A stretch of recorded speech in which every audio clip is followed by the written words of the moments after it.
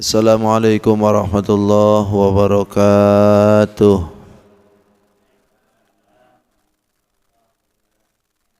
Bismillahirrahmanirrahim. Alhamdulillahi rabbil alamin. Wa bihi nasta'inu ala umuri dunya waddin. Wassalatu wassalamu ala asyrafil anbiya'i wal mursalin, Sayyidina wa maulana Muhammadin al-amin. Allahumma salli wa sallim mubarik ala hadan nabiyil karim wa ala alihi wa ashabihi wa tabi'in lahum ajma'in, amma ba'du. Qala rabbi syrah li sadri wa yassir li amri wa hlul 'uqdatam min lisani yafqahu qawli. Subhanaka la ilma lana illa ma 'allamtana innaka antal alimul hakim. Wala haula wala quwwata illa billahil aliyil azim. Hadratul mukarramin wal mukarramat, Bapak Ibu yang sama hadir pada kesempatan subuh hari ini yang saya hormati dan insyaallah semuanya dimuliakan oleh Allah Subhanahu wa taala. Tidak hentinya kita bersyukur karunia Allah Subhanahu wa taala di subuh ini. Allah masih berikan kita kesempatan untuk terus-menerus melaksanakan ibadah, terlebih selepas salat subuh dengan berjamaah. Dan mudah-mudahan apa yang dilakukan oleh kita di hari ini, di subuh ini, mendapatkan karunia berkah dari Allah Subhanahu wa taala, dan diturunkan rahmat, diturunkan ampunan, serta apa yang dihajatkan oleh kita, yang diinginkan, yang dicita-citakan, mudah-mudahan terkabul seluruhnya oleh Allah. Amin ya rabbal alamin. Yang kedua, salawat dan salam tidak hentinya pula terlimpah dan tercurah kepada junjungan kita Sayyidul Mustafa wal Murtada, Nabi besar Muhammadin sallallahu alaihi wasallam. Tidak lupa pada keluarganya, sahabat, tabi'in, para tabi'ut tabi'in, sampai pula kepada kita tentunya, yang mudahan kita pun khususnya berkumpul di tempat ini, insyaallah kita semua diaku sebagai umatnya. Amin. Amin ya rabbal alamin. Bapak Ibu yang dirahmati Allah, kajian kita di subuh ini di surat Ali Imran di 103 berapa? 35 betul ya.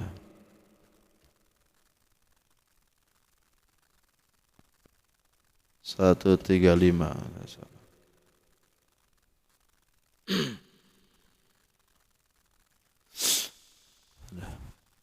Ya, mohon maaf suaranya agak terganggu nih, agak sedikit hilang suaranya, capean. Dua hari ini suara terganggu nih. A'udzu billahi minasy syaithanir rajim. Bismillahirrahmanirrahim. وَالَّذِينَ إِذَا فَعَلُوا فَاحِشَةً أَوْ ظَلَمُوا أَنفُسَهُمْ ذَكَرُوا اللَّهَ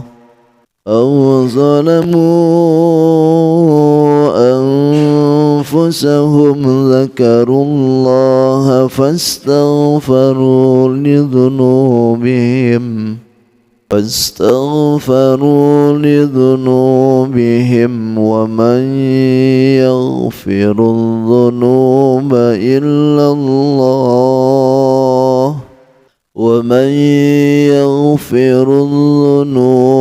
إلا الله ولم يصروا على ما فعلوا وهم يعلمون أولئك جزاؤهم مغفرة من ربهم وجنات تجري من تحتها الأنهار خالدين فيها ونعم أجر العاملين.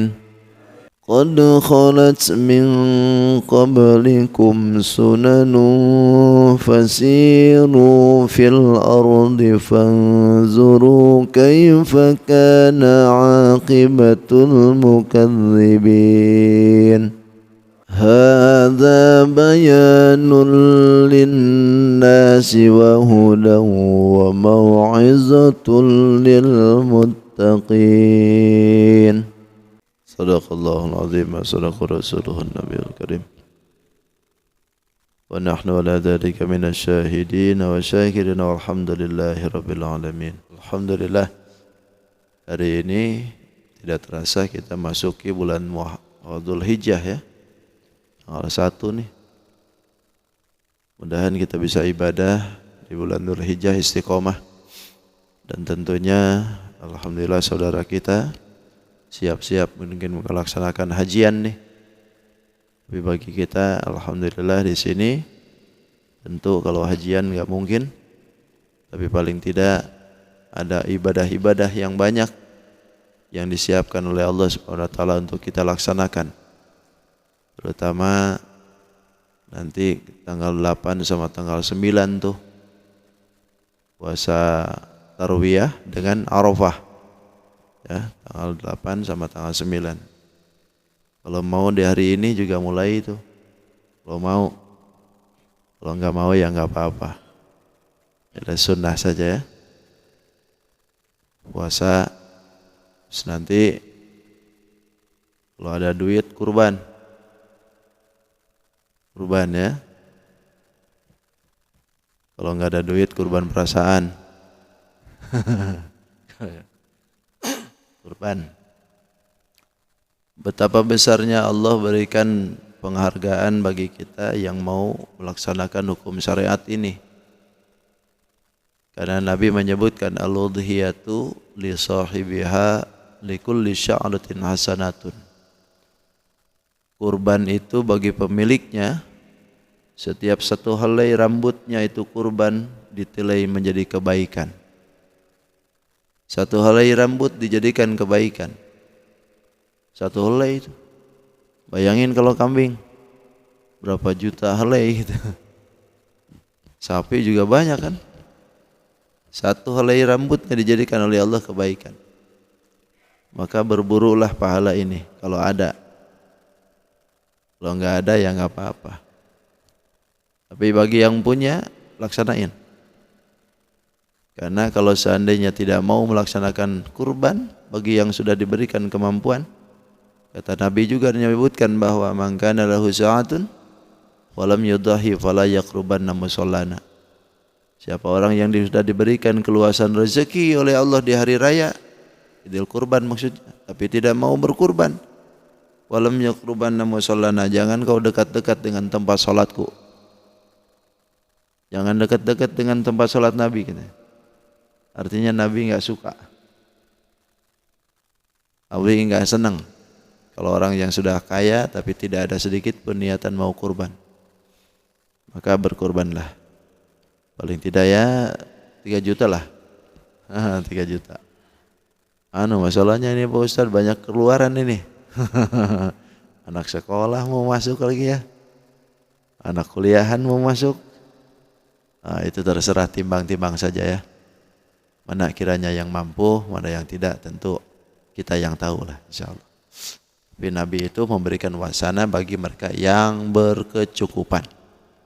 Kalau enggak cukup, jangan. Terima kupon aja nanti. Terima kupon.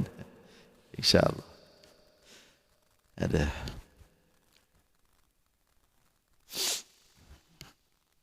Agak terseok-seok suaranya nih, aduh. Gak enak. Jadi besar suara tuh, tapi nggak bisa naik oktapnya itu. Kalau ditaikin malah hilang. Baik, bismillahirrahmanirrahim. Masih menjelaskan tentang sebagian orang yang bertakwa ya. Kemarin sudah disebutkan bahwa karakter orang yang muttaqin itu adalah alladzina yunfiquna fis sarra wa dharra. karakternya orang yang taat itu adalah orang-orang yang mau mengeluarkan infak, mau menjalankan taat, hartanya dikeluarin oleh dia. Kapan itu? Fisarra iwadharra, baik waktu lapang ataupun waktu sempit.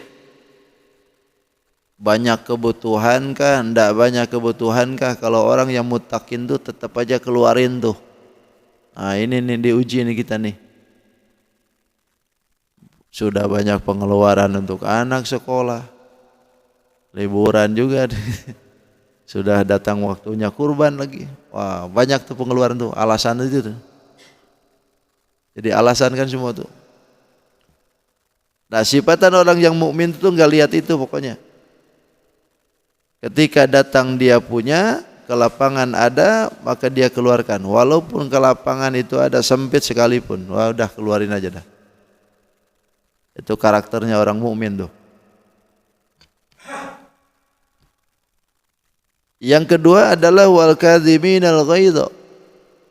Ini kita ngulas sedikit biar nyambung itu, karena ini sambungannya. Yang kedua karakternya orang yang muttaqin itu nahan emosi, nahan amarah, tidak dikit-dikit marah, dikit-dikit emosi, dikit-dikit ngambek, dikit-dikit apa tuh? Kalau bahasanya itu syarikan, penyarikan gitu. Ini kalau penyarikan bagian ini bukan sifatan muttaqin ini. Orang yang muttaqin itu penyarikannya dia ditahan. Emosi ada tapi gak pernah keluar. Karena wal kadhimin ghaidha itu nahan emosi gitu, bukan tidak punya emosi, semua juga punya kalau emosi itu.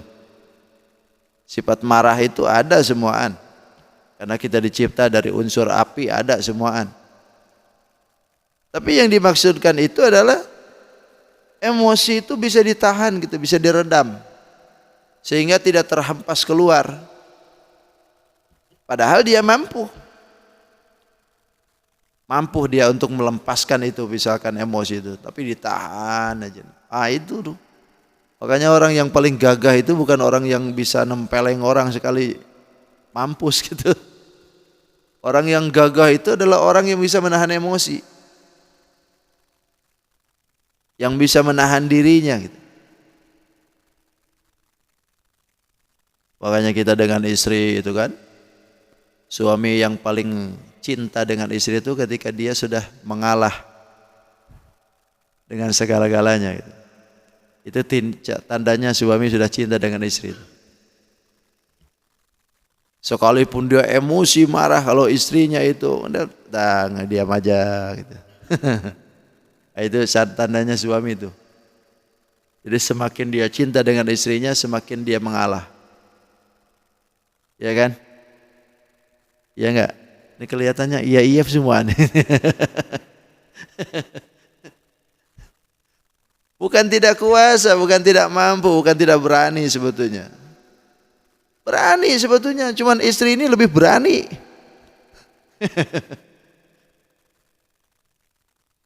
Tapi karena cinta dengan istri, emosi itu ditahan gitu. Tapi kalau enggak cinta dengan istri, emosi dihempasin. Akhirnya istri sendiri dipukuli. Kayak petinju aja tuh. Sampai bemep tuh. Sampai ada tuh. Sampai bemep di rumah sakit tuh kemarin tuh ada. Ustaz mohon doanya cina. Kenapa itu cina? Ini nah. Dipukulin suaminya itu. Wah sampai habis mukanya itu. Terus saya itu harus dimasukin kering tinju aja sekalian kata saya suaminya itu.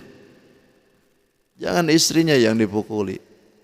Itu adalah ghaiz, menahan emosi, menahan amarah. Karena sesuatu yang ditahan itu memang tidak enak gitu. Tapi untuk yang satu ini, itu harus ditahan memang. Karena memang cirinya orang yang muttaqin itu bisa menahan emosi. Tenang saja, biarkan. Bahkan Nabi menganjurkan ketika rasa emosi itu kan panas. Panas itu adalah efek daripada hawa api. Api itu akan padam dengan air. Makanya Nabi menyuruh kalau kita marah, wudu saja. Karena itu adalah untuk meredamkan rasa panas. Wudu baik-baik. Setelah wudu ternyata masih juga kita emosi. Duduk, menunduk gitu.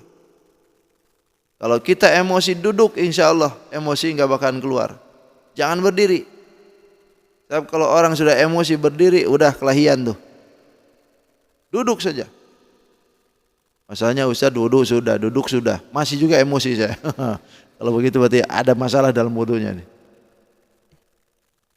Tapi nggak mungkin salah Nabi. Nggak mungkin salah Nabi. Kalau orang itu sudah duduk ternyata masih marahan juga, berarti ada masalah dalam wudunya. Baikin dulu wudunya. Itu bagian dari orang-orang yang diberikan oleh Allah Subhanahu wa taala sampai ke taraf situ. Emosi memang. Tapi emosinya tidak dihempaskan begitu saja.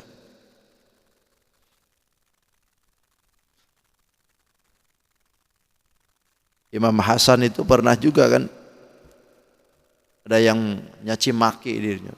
Imam Hasan tuh. Ketika Imam Hasan itu dicaci maki, diam aja itu. Diam aja Imam Hasan tuh. Kalau kita dicaci maki, kayaknya langsung berdiri kita nih. Imam Hasan tuh enggak, diam aja. Sampai orang yang nyaci makinya itu heran, sampean ini kenapa kok diam aja? Saya ini dicaci maki pian itu. Saya kalau dia caci maki 1 kali, 100 kali saya mencak-mencak caci maki dianya. Ya kata Imam Hasan, kalau aku enggak 100 kali sampean nyaci maki aku, 1 kali pun aku tidak akan menyaci maki engkau. Ini tingkatnya waliullah tuh begitu. Emosi itu sampai hilang gitu, biaran aja dah. Biarkan aja. Itu bagian dari orang-orang yang sudah diberikan oleh Allah tingkat ghaiznya sudah bisa ditahan gitu begitu saja. Bahkan ada seorang imam besar yang namanya dulu Imam Shibli. Itu beliau itu mau ke Mekah. Ceritanya mau ke Mekah, tapi nggak punya duit. Nggak punya duit. Gimana caranya nih pengen ke Mekah? Akhirnya daftarlah dengan orang-orang itu. Dan begitu ditanya mana duit daftarannya, nggak punya. Terus kamu mau ikut? Ya mau ikut. Pokoknya apa aja dah yang dicain. Oh kalau begitu kamu bisa masak? Gak? Bisa. Udah kamu jadi tukang masak aja. Kata ketua rombongannya itu. Jadi ketua masak aja dah. Kamu masakin di perjalanan semua. Lalu nanti kamu ikut. Oke kalau begitu. Gak tahu nih imam besar nih. Ulama gede tapi gak tahu kalau dulu kan begitu. Kalau sekarang kan ulama tuh kelihatan karena banyak YouTube kan. Kelihatan mana ulama mana. Ini gak ada yang tahu nih. Yang ikut ulama gede. Ikut aja sudah. Begitu di perjalanan berhenti masak. Suatu ketika sudah sampai di kota Mekah dia masak kegosongan. Gosong masaknya tuh. Akhirnya nggak ada yang bisa dimakan. Kegosong. Ketua rombongannya itu marah banget dengan dia. Ditempelengnya dia. Tempeleng Imam Shibli. Ulama besar. Ulama penuh ilmu. Salah masak ditempeleng deh. Begitu sudah ditempeleng apa dia marah? Enggak. Enggak apa-apa. Tempeleng aja enggak apa-apa. Begitu sudah selesai nempeleng caci maki mencak-mencak udah berangkat aja. Terus tawaf di Ka'bah. Begitu lagi tawaf di Ka'bah ada orang yang kenal dengan ulama itu. Langsung ada Imam Shibli, Imam Abdul Azim. Ini adalah imam besar. Langsung berkerumun semuaan. Suntangan dengan dia. Ketika melihat itu ketua rombongan lihat. Itu kan tukang masak kita aja. Itu tukang masak kita, kenapa dikerumuni? Begitu ditanyain, emang siapa itu? Anda gak kenal kah? Dia ini adalah Imam Shibli. Orang alim, orang fakih, ulama besar golongan sekarang. Anda tidak tahu dengan ulama besar ini.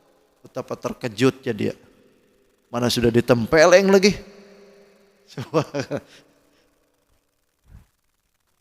Gak malu gitu. Waduh, malunya minta ampun. Akhirnya dia datang ke Imam Syibli lagi di kemah. Pak Imam, saya mohon maaf ketidaktahuan saya dengan Anda. Ternyata engkau adalah imam besar, imam kami. Saya nempeleng pian. Mohon maaf, minta ampun, nangis. Kata Imam Syibli, memang orang yang salah itu memang pantas untuk ditempeleng. Apakah dia marah? Enggak, kata dia memang pantas kalau orang salah itu patut untuk ditempeleng.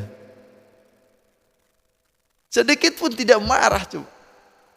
Tapi justru menerima dengan itu. Dengan kesalahan itu. Ini peringkat wal kadzibin al ghaiz. Orang-orang yang sudah bisa menahan emosi. Sampai peringkat seperti itu tuh. Makanya Imam Ghazali itu untuk menundukkan egonya diri sendiri itu ketika datang ke satu tempat, dia tidak mau dirinya itu menunjukkan kesombongan bahwa dirinya itu adalah ahli ilmu.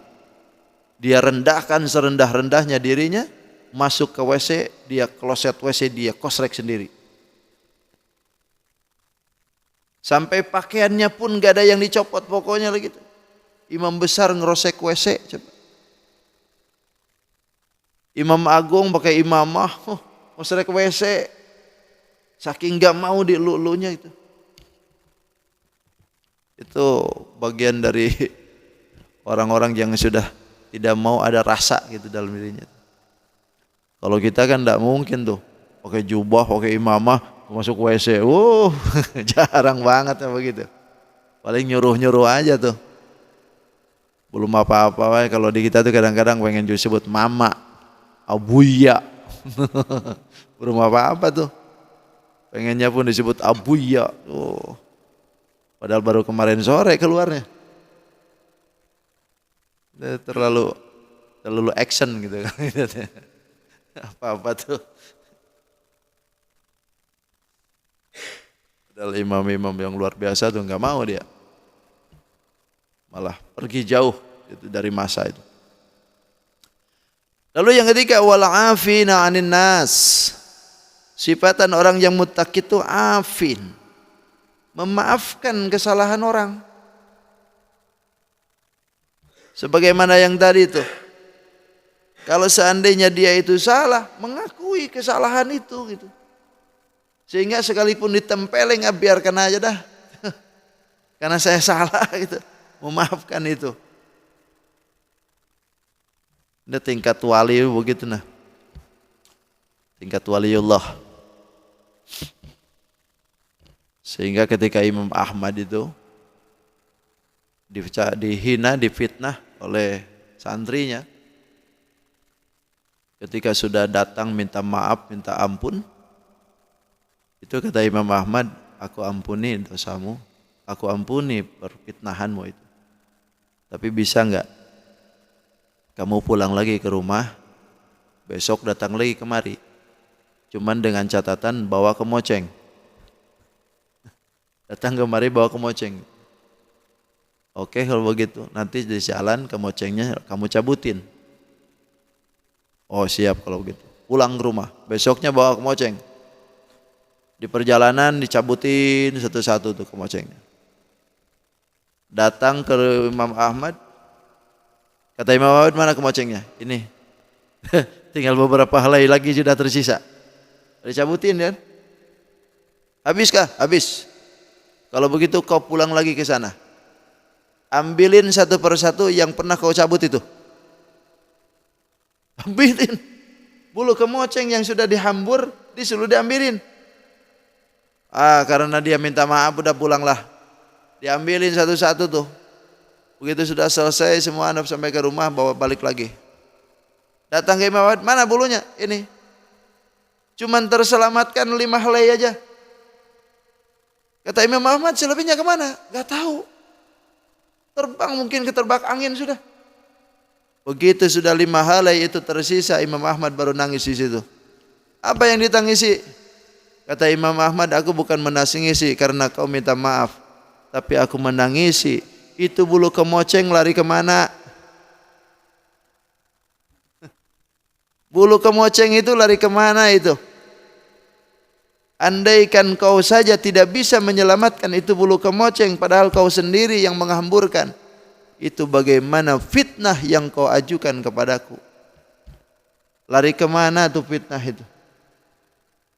Andai pun sekarang kau sudah minta maaf, sekalipun aku sudah memaafkanmu, tapi fitnah itu sudah kemana-mana.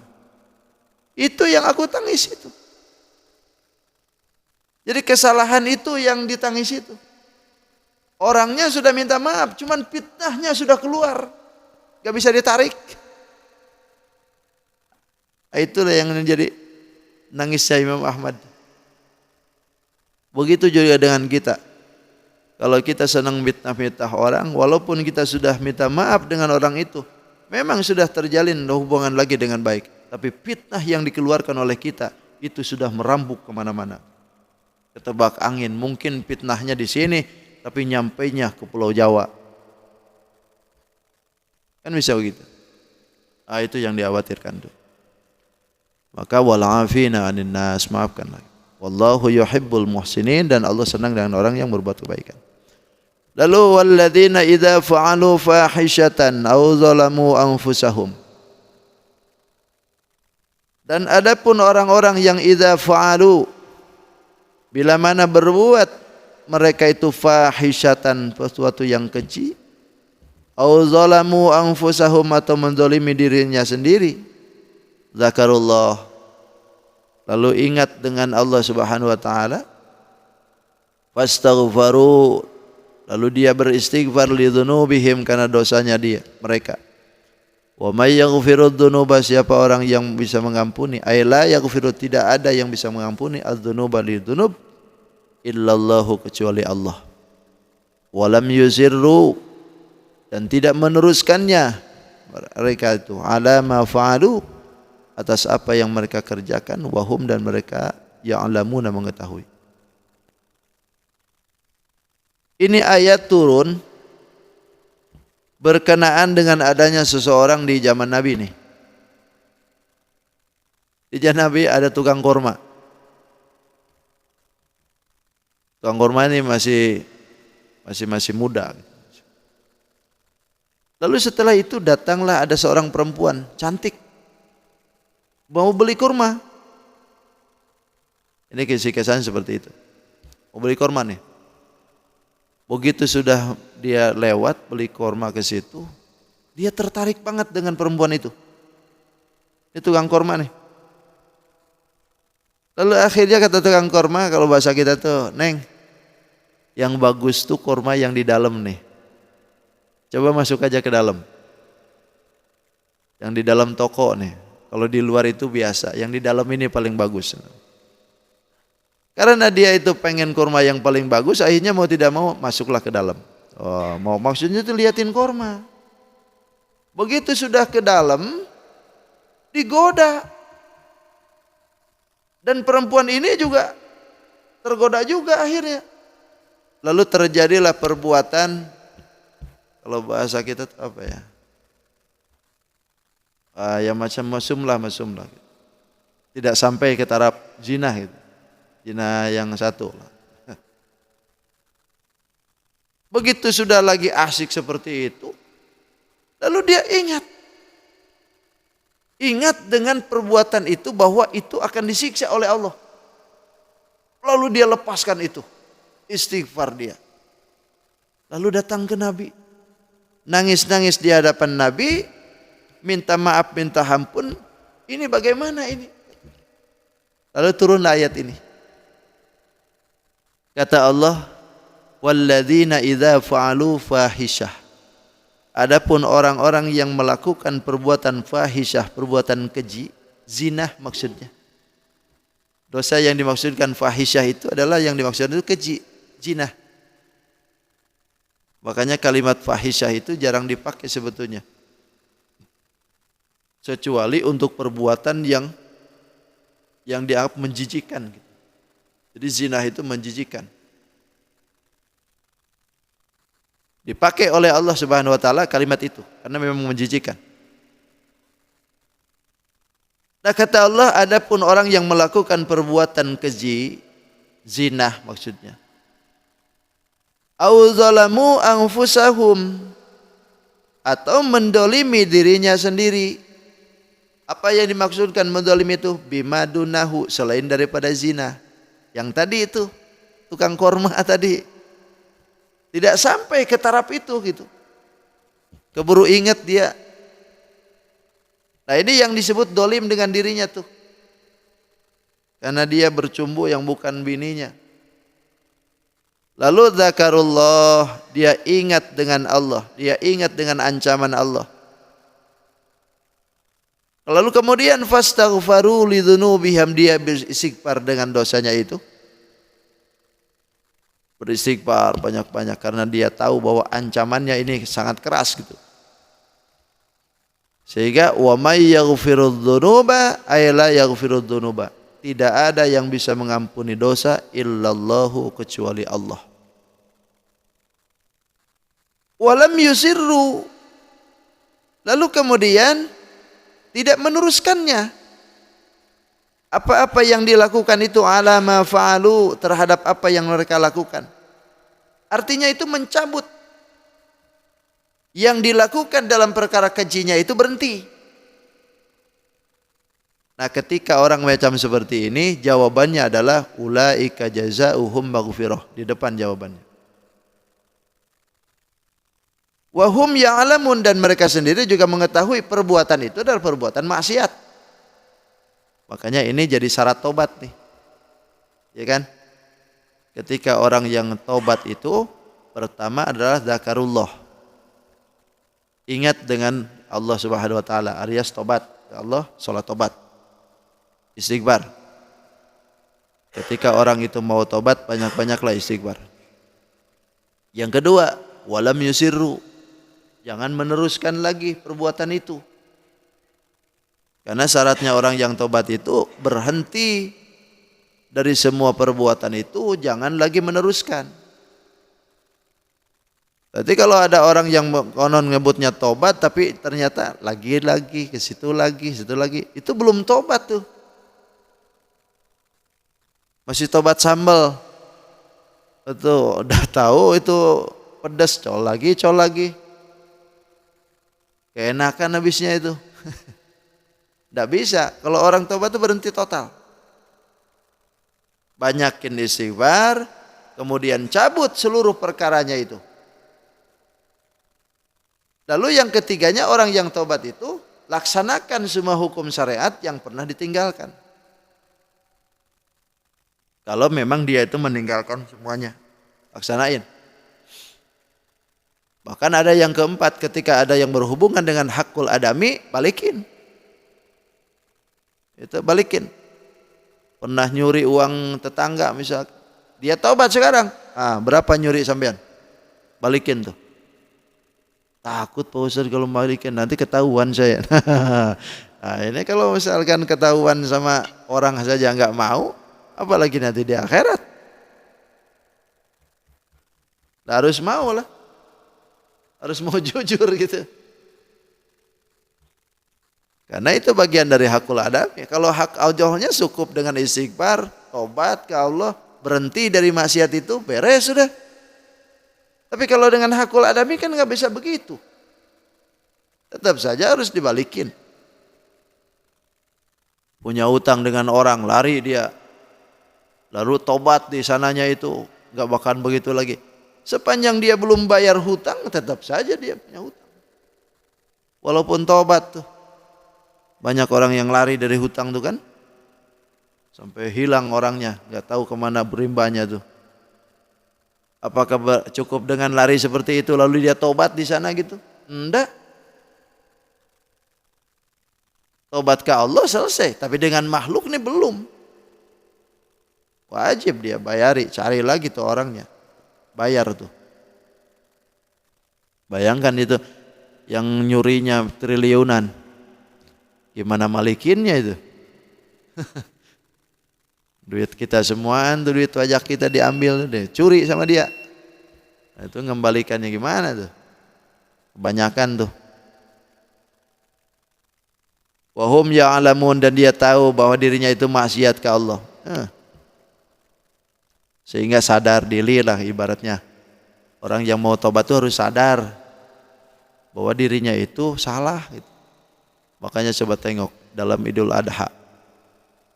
Kalau dalam Idul Adha itu semua orang gembira liatin kambing dipotong, sapi dipotong, onta dipotong. Padahal harusnya orang itu harusnya sadar. Harusnya insaf. Kenapa? Karena kalau seandainya diliatin filosofi, yang suka salah itu siapa? Yang suka maksiat itu siapa? Yang suka nyuri siapa? Kan manusia tuh. Tapi kenapa yang dipotong kambing? Yang dipotong sapi? Kata sapi, apa salahku? Dalam proses ibadah umroh atau haji, ketika dia melakukan salah dalam masalah pelarangan ihram, kan wajib dam. Yang dipotong kambing. Yang salahnya orang yang haji. Memang satu adalah hukum syariat itunya memang seperti itu. Tapi yang pertama itu kita ini harusnya sadar bahwa binatang saja rela mati demi kemauan kita yang menguasainya. Harusnya kita ini insaf gitu. Binatang saja rela mati demi perkara yang menguasainya, kita sebagai manusia yang menguasainya. Harusnya kita pun juga demikian. Harus rela dengan Allah, harus rela dengan ketentuan Allah yang kekuasaannya jauh lebih besar daripada kekuasaan kita dengan binatang. Harusnya gitu. Nah, kalau kita amati, kalau kambing maling singkong kan cukup daunnya aja, Bang. Kambing makin singkong daunnya doang paling dihabiskan. Loh, kalau manusia maling singkong, boh. Jangan daunnya aja, daunnya diambil, pohonnya dibawa, betingnya juga dibawa. Bahkan tanahnya dicaplok. Tanahnya diaku. Ini manusia kalau maling tuh. Maka kata Allah, walam yuzirru ala ma fa'alu wa hum ya'lamun. Berhenti terhadap apa yang dilakukan dan dia tahu bahwa perbuatan itu maksiat. Maka kalau orang seperti ini mau melakukan perbuatannya itu, ingat dengan Allah, istighfar kembali, lalu dia berhenti dari perbuatan itu, ulaika jazaohum, mereka itulah kata Allah, jazaohum, balasan mereka adalah maghfiratun mir rabbihim, ampunan dari Tuhan. Diampuni oleh Allah kalau begitu. Syaratnya ya seperti itu. Istighfar, kembali, laksanakan, berhenti dengan maksiat itu. Allah ampuni kalau begitu. Tapi kalau istighfar tapi tidak mau berhenti perbuatannya, gak bakalan Allah ampuni. Allah akan ampuni itu ketika dia istighfar, berhenti dari perbuatan itu. Walam yusirru, tidak meneruskan lagi. Kalau senang makan duit riba, ketika dia tobat ke Allah, tinggalkan itu semua. Berhenti dari ribanya. Ini tobat istighfar tapi riba terus-terusan. Gak bisa. Bahkan bukan hanya ampunan yang diberi, wa jannatun, surga diberikan oleh Allah. Kenapa? Karena orang yang istighfar itu dosanya habis. Orang yang istighfar dosanya gak ada. Digebek gitu. Dielus, disetrika, digeprek gitu. Pokoknya dosa saja tuh dihilangkan oleh Allah. Maka orang yang sudah bersih masuknya tidak mungkin ke neraka, tapi ke surga. Tajri min tahtiyal anharu khalidina fiha, yang penuh dengan kenikmatan, di bawahnya ada sungai yang mengalir. Khalidina fiha, selamanya di dalam situ. Selamanya Allah takdirkan di situ. Dan itu wa ni'ma ajrul amilin, dan itu adalah sebaik-baiknya pahala yang berbuat kebaikan. Sebaik-baiknya pahala yang berbuat kebaikan itu adalah surga. Siapa? Mereka yang mau tobat.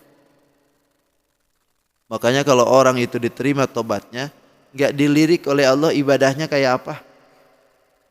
Enggak. Kalau Allah sudah mengampuni dosa itu, enggak dilirik puasanya gimana. Coba tengok sahabat. Sahabat Nabi itu banyak yang ketika dia tobat ke Allah, istighfar di hadapan Nabi, dia Islam, masuk Muslim, ikut perang. wafat di medan perang. Selesai. Belum sempat puasa, belum sempat sholat, belum sempat taklim dengan Nabi. Mau perang Nabi, dia datang ke Nabi, Islam dulu, ikut perang dengan Nabi. Gugur di medan perang. Udah. Syahid sudah tuh. Begitulah kalau Allah sudah ampuni dosa tuh. Makanya karunia yang terbaik itu ketika kita balik, dosa kita diampuni. Itu salah satu nikmat yang diberi oleh Allah kepada kita semua. Makanya sering orang kalau wafat itu tolong dimaafkan, minta halal, minta ampun jika orang tua ulun gitu kan. Ada salah, ada khilaf, mohon dimaafkan. Kenapa? Sebab kalau orang balik itu tanpa dosa, insya Allah ringan. Yang jadi berat itu ketika balik bawa dosa. Maka semua yang hadir harus rela untuk memberikan pemaafan kepada ahli mayit. Maafkanlah. Jangan bengkot. Enggak, aku enggak bakal maafin dia. Karena dia jakitin aku. Kasihan nanti. Biarkan aja. Kita maafin dia. Mudahan kalau kita maafin orang, nanti pun ketika kita balik, orang lain pun memaafkan kita. Itu sebetulnya. Qad khalat min qablikum sunanun fasiru fil ardh. Shadaqallahul adzim. Terima kasih hadanallahu ikum ajmain. Assalamualaikum warahmatullahi wabarakatuh. Allahumma arhamna bil Qur'an waj'alhu lana imaman wa nuran wa hudan wa rahmah. Allahumma dzakirna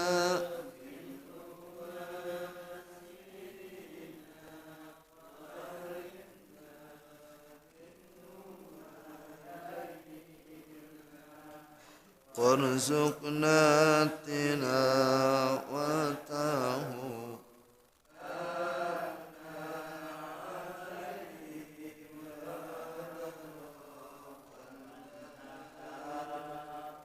waj'alhu lana hujjatan.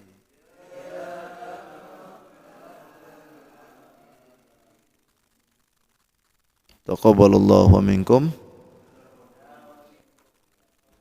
Subhanakallahumma wa bihamdika asyhadu an la ilaha illa anta astaghfiruka wa atubu ilaik.